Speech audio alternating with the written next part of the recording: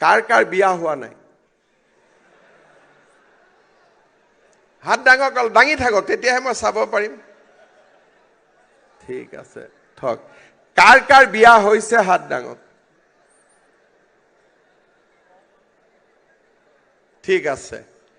যাৰ যাৰ বিয়া হোৱা নাই, আজি চাকৰিৰ পিছত তুৰন্ত উইদিন 1 year বিয়া পাতিব লাগে। ঠিক আছে, 1 বছৰতকৈ দেৰি কৰিব নালাগে। আমাৰ অসমীয়া ল'ৰা ছোৱালীবিলাকে বিয়া পাতোতে 30 বছৰ লগাই দিয়ে। ল'ৰা ছোৱালী ডাঙৰে নহয় চাকৰি ৰিটায়াৰমেণ্ট হোৱালৈকে। মই ঠিক কথা কৈছো নে না? যদি 30 বছৰত বিয়া পাতো, ৰিটায়াৰমেণ্ট হ'ব 60 চনত। ল'ৰা ছোৱালী ডাঙৰে নহয়, ল'ৰা ছোৱালী 30 বছৰে হৈ থাকিব বা 28 বছৰ হৈ থাকিব।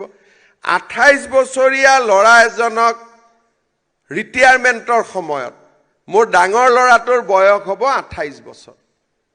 আগতে ৰিটায়াৰমেণ্টৰ সময়তে আমাৰ দেউতাহঁতে বা আমাৰ বাকী সকলে নাতি দেখাই পাইছিলে। আজিকালি বিয়া কৰাওঁতে 30 বছৰ 31 বছৰ এনেকুৱা কৰোঁতে আমাৰ অসমীয়া মানুহৰ সংখ্যাটো লাহে লাহে কমি গৈ আছে। আপোনালোকে চাব যে অসমীয়া গাঁৱত গ'লে আজিকালি বাচ্চা দেখাই নাপায়। অৱশ্যে এনেকুৱা মানুহ আছে যাৰ ঘৰত 8টা 9টালৈকে আছে, সেইটো এটা বেলেগ কথা। কিন্তু দেৰিকৈ বিয়া পাতোতে আমাৰ অসমীয়া মানুহৰ সংখ্যাটো নোহোৱা হৈ যাব, আমি পৃথিৱীৰ পৰা নোহোৱা হৈ যাম। আৰু মই কিছুমান জেগাত গৈ কওঁ যে 2টা 3টাতকৈ সন্তান বেছি জন্ম নিদিব। এতিয়া অসমীয়া মানুহক ক'বলগীয়া হৈছে, ভাই বিয়া পাতিছ যদি সন্তানটোতো জন্ম দে, কমচে কম এটা। 2টালৈকেতো জন্ম দিব লাগে। নাই দাদা বৰ দিগদাৰ লাগে, ভয় লাগে, কি কৰোঁ, ল'ৰাটো জন্ম হ'লে কেনেকৈ খুৱাম। সেই ইমান চিন্তা কৰি থাকিলেতো নহ'ব। আমাৰ অসমীয়া মানুহৰ সঁচ থাকিব লাগিবনে নাই 20 বছৰ পিছত, 50 বছৰ পিছত? সেইকাৰণে যিসকলে বিয়া পাতা নাই, এবছৰত বিয়া পাতি বিয়াৰ চিঠি মোক পঠাব লাগে। ঠিক আছে? আৰু যোনে এবছৰ 2 বছৰ বিয়া পাতি চৰকাৰী চাকৰি নাই বুলি সন্তান জন্ম দিয়া নাই, তেওঁলোকে ইমিডিয়েটলি সন্তান জন্ম দিব লাগে। এই 2টা পৰামৰ্শ মোৰ ব্যক্তিগতভাৱে থাকিলে। আজি আমাৰ এইটো বহুত চিৰিয়াছ কথা। কিন্তু মই ডিব্ৰুগড় শিৱসাগৰত যাওঁ, গাঁৱত গৈতো এটা বাচ্চা নেদেখোৱেই।